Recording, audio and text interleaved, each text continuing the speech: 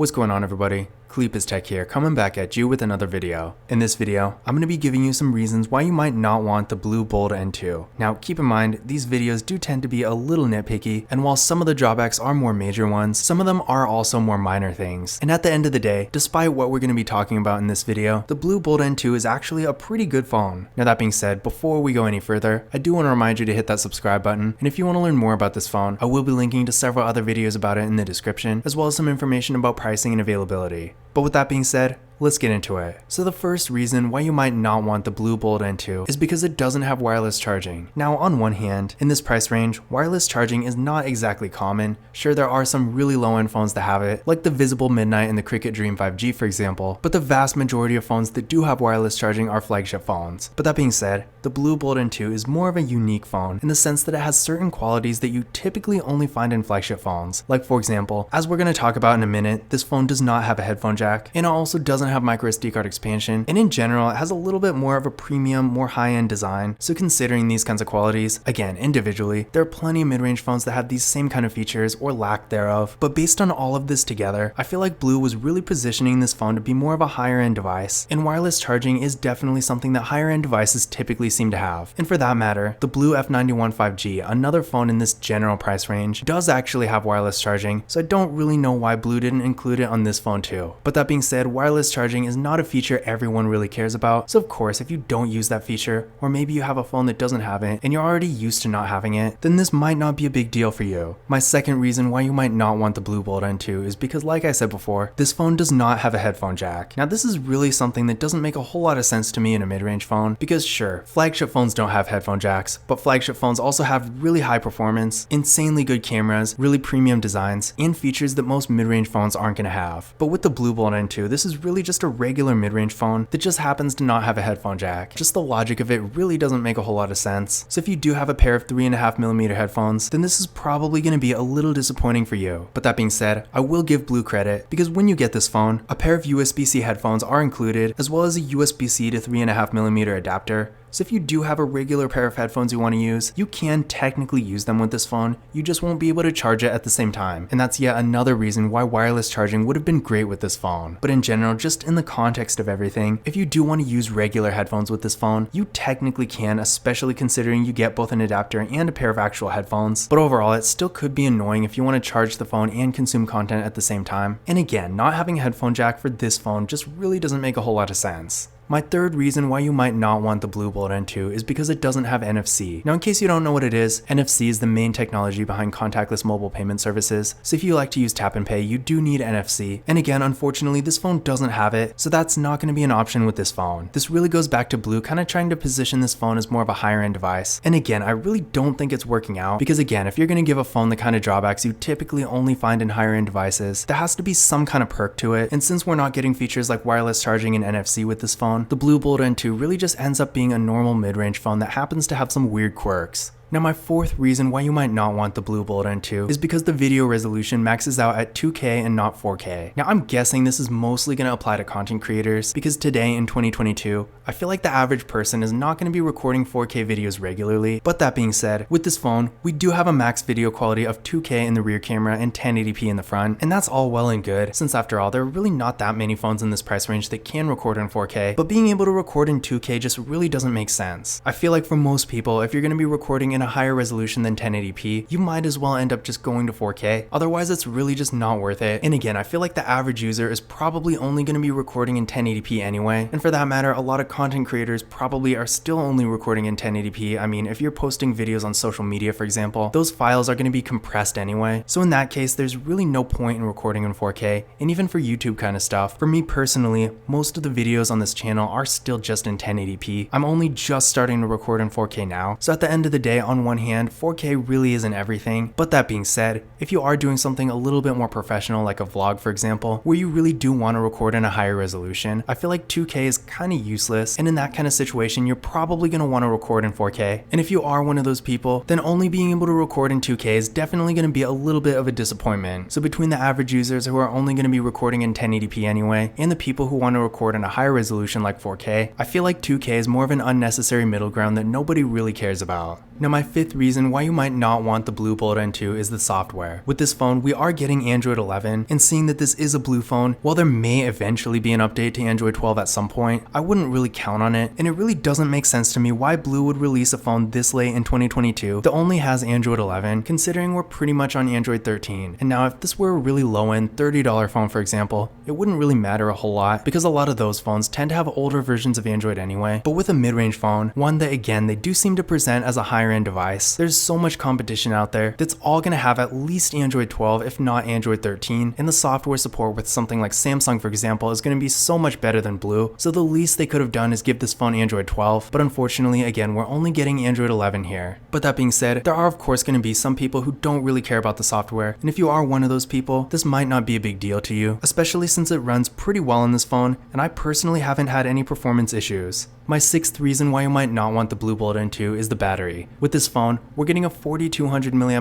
battery that supports 30-watt fast charging. And now on one hand, I will say from experience, the battery life on this phone really isn't that bad, and the fast charging is great. I mean, if you have a 30-watt fast charger, you'll be able to charge up this phone real fast, and that is going to save you a lot of time. But that being said, with a 4200 mAh battery and features like an AMOLED display and a pretty fast processor, the battery life, while really not being bad by any means, is not going to be nearly as good as a lot of other phones in this price range that have 5000 mAh batteries. So if the battery is really a top priority for you, then keep in mind you can do better than this phone. You can pretty much get a phone in this same price range that has really similar performance and features, but also a significantly larger battery. And my seventh reason why you might not want the BLU Bold N2 is the carrier compatibility. And really, this one is more like why the BLU Bold N2 might not even be an option for you. So in case you don't know, with BLU, despite making pretty good phones for the most part, the carrier compatibility really isn't very good. In fact, besides some really low-end track phones, I haven't even really seen BLU phones being offered through carriers, so you're gonna have to get this phone factory unlocked. And even then, there are certain carriers like Verizon, for example, that aren't even compatible with this phone. So if you are on one of those carriers, then of course, this phone is not even going to be an option. Now I do know for a fact that as of the recording of this video, this phone does at least work with AT&T and I think Cricket too, but if you don't know for sure and you're considering this phone, I strongly recommend checking and making sure before you buy it, because I have heard many times carrier compatibility is definitely not BLU's strong suit. But those were some reasons why you might not want the BLU Bold N2. In general, despite most of these drawbacks definitely being some things to think about, I don't think the BLU Bold N2 is really a bad phone. Are there going to be better options out there? Yeah, I personally feel like in this price range, especially considering the carrier deals that typically happen, for the money, you're most likely going to find a better phone than this. But that being said, again, I don't really think this is a bad phone. It does have some cool features like the design, for example. The display looks great, it has a pretty good camera setup, the performance is pretty good, and it does have a lot of storage. So in general, despite these drawbacks, again, this is a pretty good phone overall, and there are plenty of reasons why you might actually want it. Now that being said, if you do want to learn more about it, again, I will be linking to several other videos about the phone in the description, as well as some information about pricing and availability, because especially with phones like this, that information is always changing. But that's it for this video. If you enjoyed it and found it useful, be sure to give it a thumbs up and hit that subscribe button. Don't forget to follow Cleepus Tech on Twitter and Instagram, and as always, I will see you in the next video.